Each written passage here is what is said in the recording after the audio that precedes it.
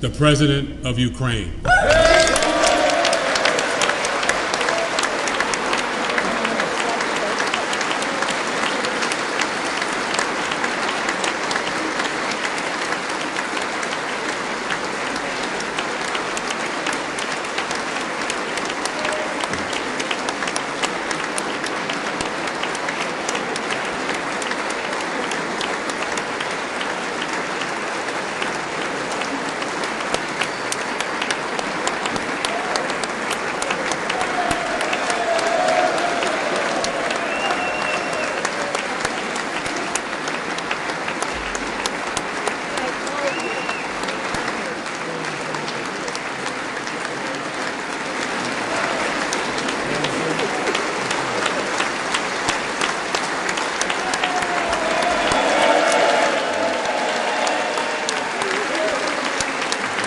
Thank you so much.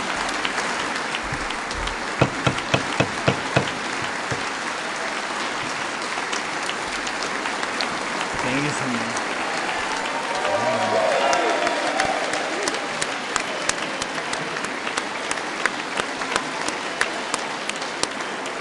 Героям слава.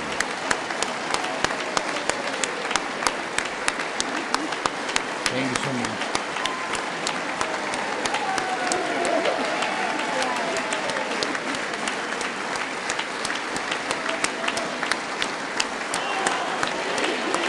Героям слава!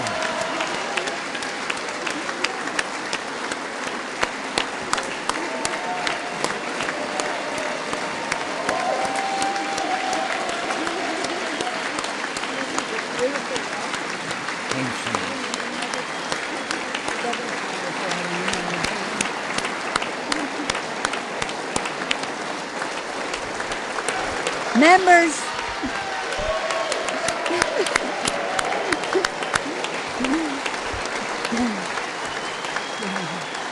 members of Congress.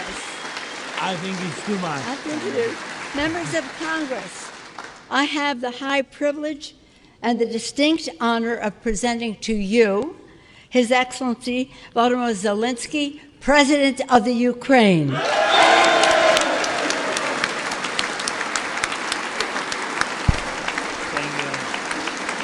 Thank you so much.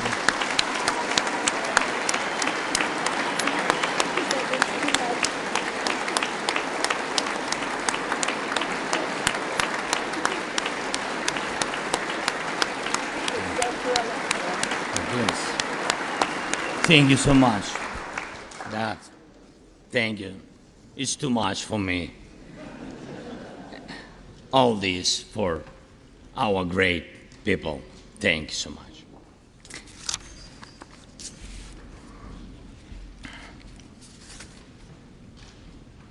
Dear Americans, in all states, cities, and communities, all those who value freedom and justice, who cherish it as strongly as we Ukrainians, in all our cities, in each and every family, I hope my words of respect and gratitude resonate in each American heart.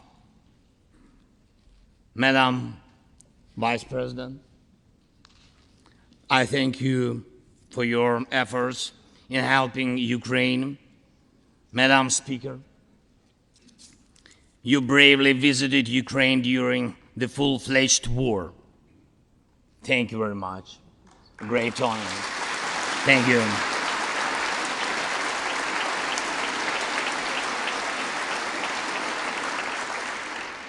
Great privilege to be here. Dear members of the Congress, representatives of both parties, who also visited Kiev, esteemed congressmen and senators from both parties who will visit Ukraine, I'm sure, in the future. Dear representatives of diaspora,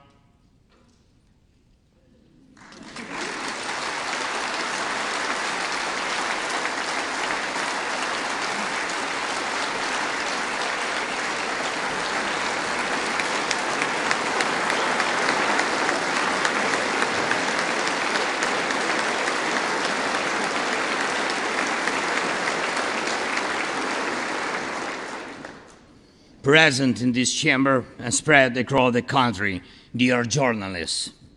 It's a great honor for me to be at the US Congress and speak to you and all Americans. Against all odds and doom and gloom scenarios, Ukraine didn't fall. Ukraine is alive and kicking.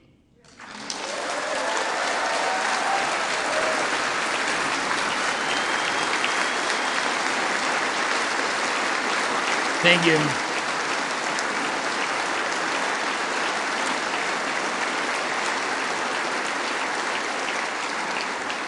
And it gives me good reason to share with you our first joint victory. We defeated Russia in the battle for minds of the world. We have no fear, nor should anyone in the world have it. Ukrainians gained this victory, and it gives us courage, which inspires the entire world. Americans gained this victory, and that's why you have succeeded in uniting the global community to protect freedom and international law. Europeans gained this victory, and that's why Europe is now stronger and more independent than ever. The Russian tyranny has lost control over us.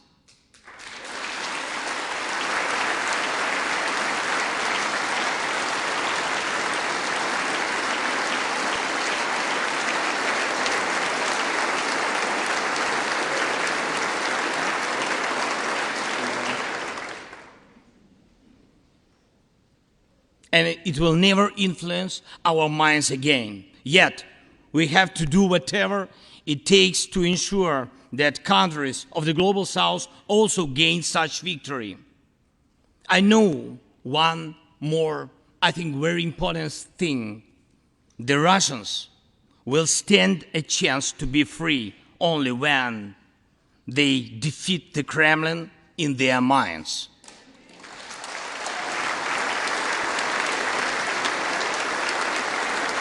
Yet, the battle continues, and we have to defeat the Kremlin on the battlefield. Yes, this battle is not only for the territory, for this or another part of Europe. The battle is not only for life, freedom, and security of Ukrainians or any other nation which Russia attempts to conquer. This struggle will define in what world our children and grandchildren will live, and then their children and grandchildren. It will define whether it will be a democracy of Ukrainians and for Americans for all. This battle cannot be frozen or postponed. It cannot be ignored, hoping that the ocean or something else will provide a protection. From the United States to China, from Europe to Latin America, and from Africa to Australia, the world is too interconnected and interdependent to allow someone to stay aside and at the same time to feel safe when such a battle continues. Our two nations are allies in this battle. And next year will be a turning point. I know it, the point when Ukrainian courage and American resolve must guarantee the future of our common freedom, the freedom of people who stand for their values.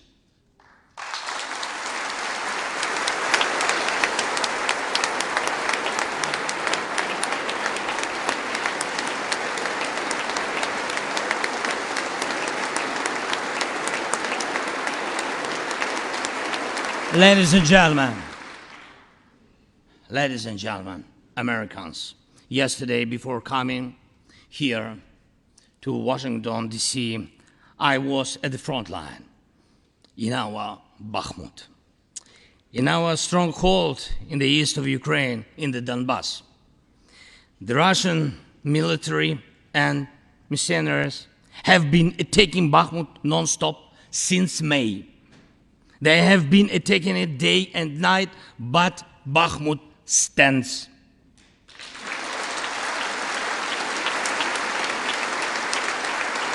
Last year, 70,000 people lived there in Bakhmut, in this city, and now only few civilians stay. Every inch of that land is soaked in blood. Roaring guns sound every hour.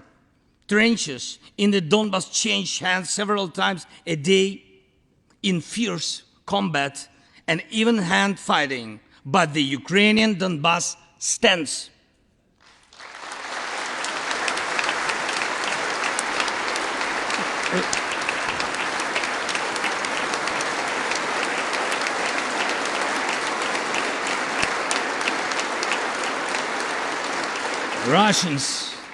Russians use everything they have against Bakhmut and our beautiful cities. The occupiers have a significant advantage in artillery. They have an advantage in ammunition. They have much more missiles and planes than we ever had. As it's true, but our defense forces stand.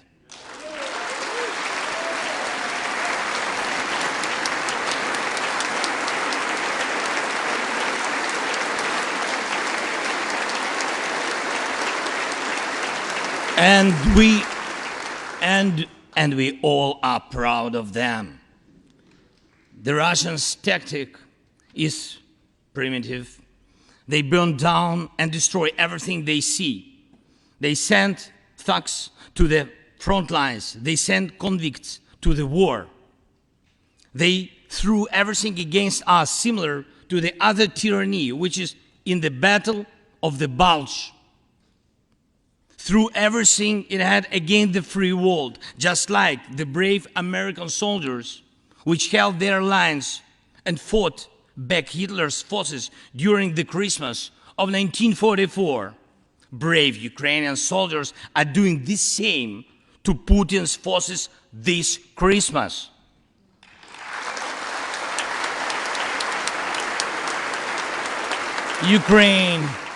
Ukraine holds its lines and will never surrender.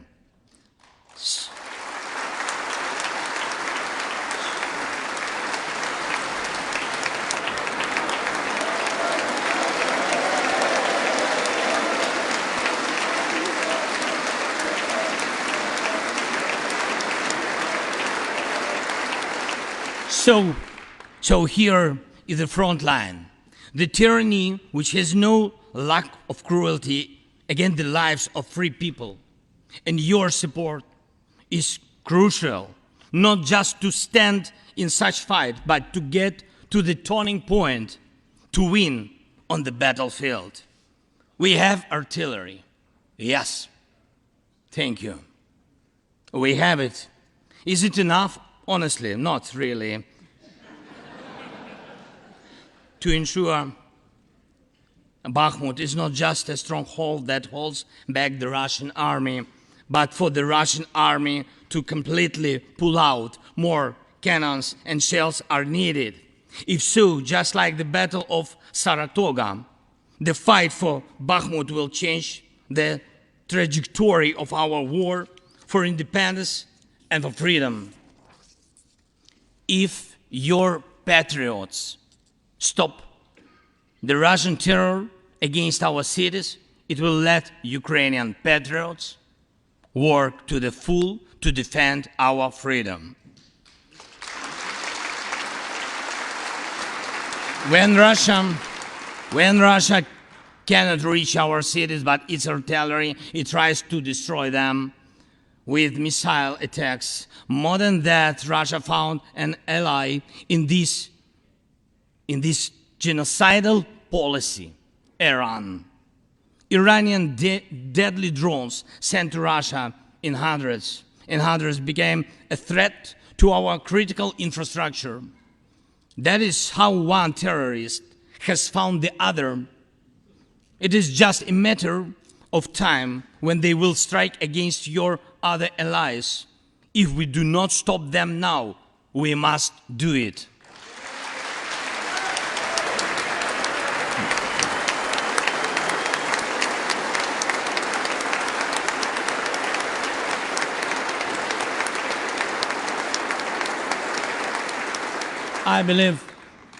I believe there should be no taboos between us in our alliance. Ukraine never asked the American soldiers to fight on our land instead of us. I assure you that Ukrainian soldiers can perfectly operate American tanks and planes themselves.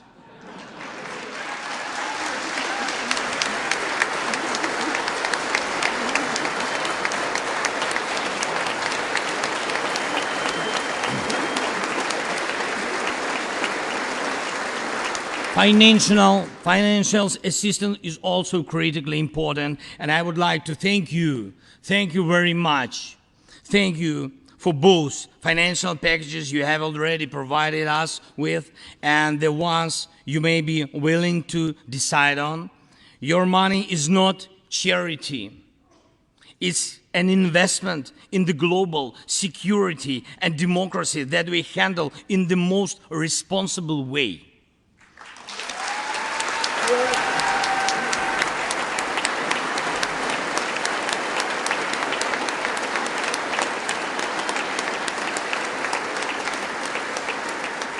Russia could stop its aggression, really, if it wanted to, but you can speed up our victory. I know it. And it will prove to any potential aggressor that no one can succeed in breaking national borders, no one committing atrocities and reigning over people against their will. It would be naive to wait for steps towards peace from Russia, which enjoys being a terrorist state. Russians are still poisoned by the Kremlin. The restoration of international legal order is our joint task. We need peace. Yes, Ukraine has already offered proposals, which I just discussed with President Biden, our peace formula, 10 points which should and must be implemented for our joint security, guaranteed for decades ahead. And the summit which can be held, I'm glad to stress that President Biden supported our peace initiative today. Each of you, ladies and gentlemen, can assist in the implementation to ensure that America's leadership remains solid, bicameral, and bipartisan. Thank you.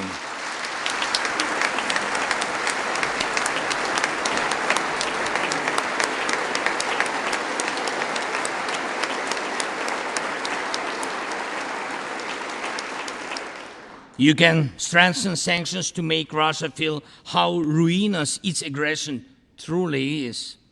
It is in your power, really, to help us bring to justice everyone who started this unprovoked and criminal war. Let's do it. Let terrorists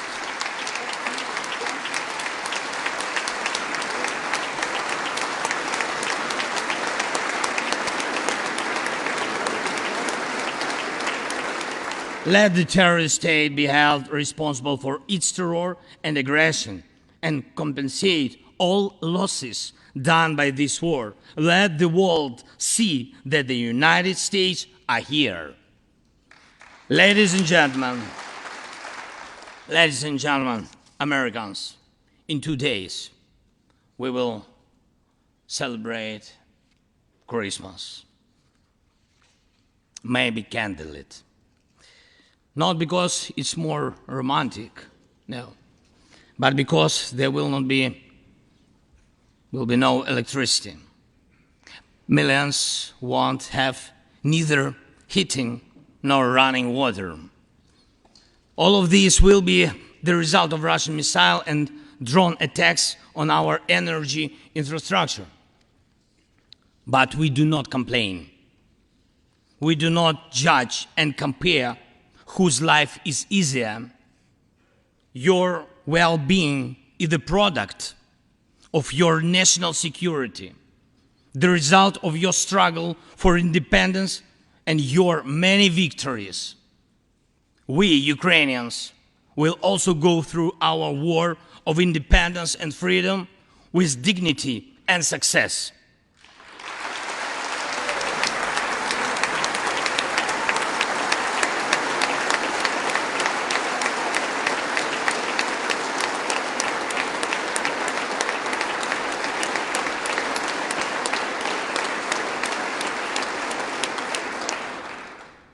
We'll celebrate Christmas.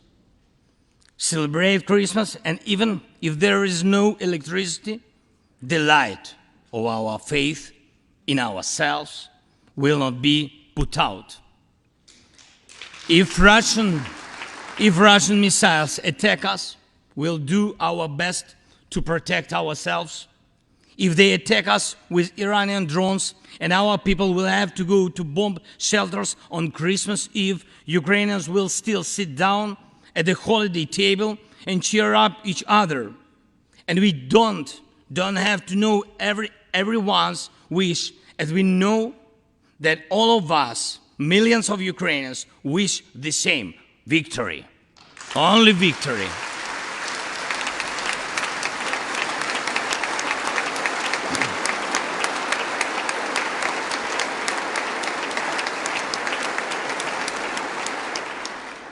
We already built strong Ukraine with strong people, strong army, strong institutions together with you. We developed strong security guarantees for our country and for entire Europe and the world together with you. And also together with you, we'll put in place everyone who will defy freedom. Put in. This will be the basis to protect democracy in Europe and the world over. Now, on the special Christmas time, I want to thank you, all of you. I thank every American family which cherishes the warmth of its home and wishes the same warmth to other people. I thank President Biden and both parties at the Senate and the House for your invaluable assistance. I thank your cities and your citizens who supported Ukraine this year, who hosted our Ukrainians, our people, who waved our national flags, who acted to help us. Thank you all, from everyone who is now at the front line, from everyone who is evading victory. Standing here today, I recall the words of the President Franklin Delano Roosevelt, which are, I think, so good for this moment. The American people, in their righteous might, will win through to absolute victory. The Ukrainian people will win too, absolutely.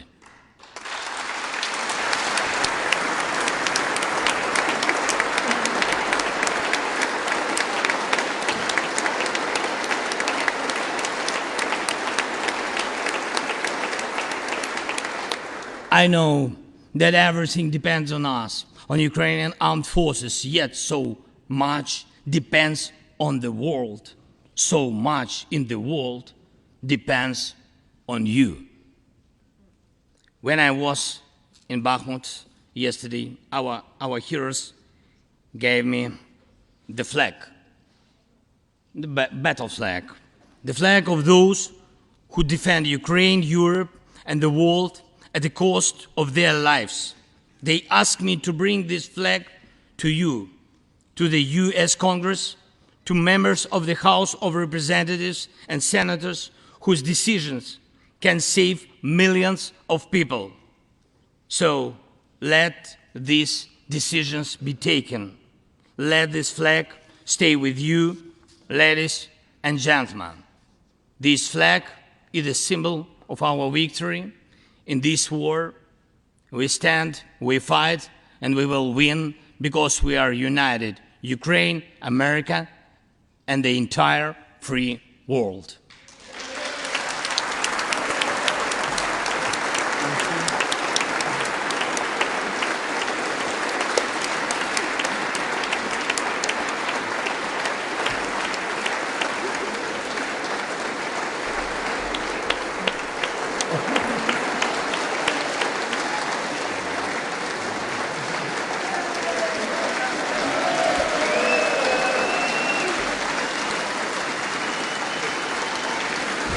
Just one thing, if I can, the last thing, thank you so much. May God protect our brave troops and citizens. May God forever bless the United States of America. Merry Christmas and happy, victorious New Year. Slava Ukraini!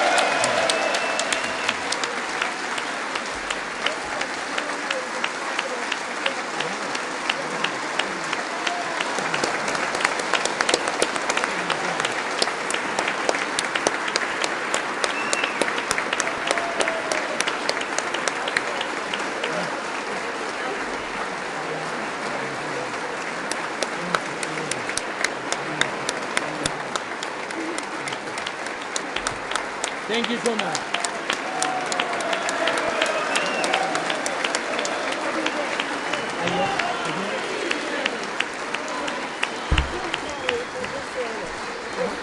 The capital today for you. Okay. To me. Somebody will carry it. I can hold. Okay. We'll turn around. Yes. There we go.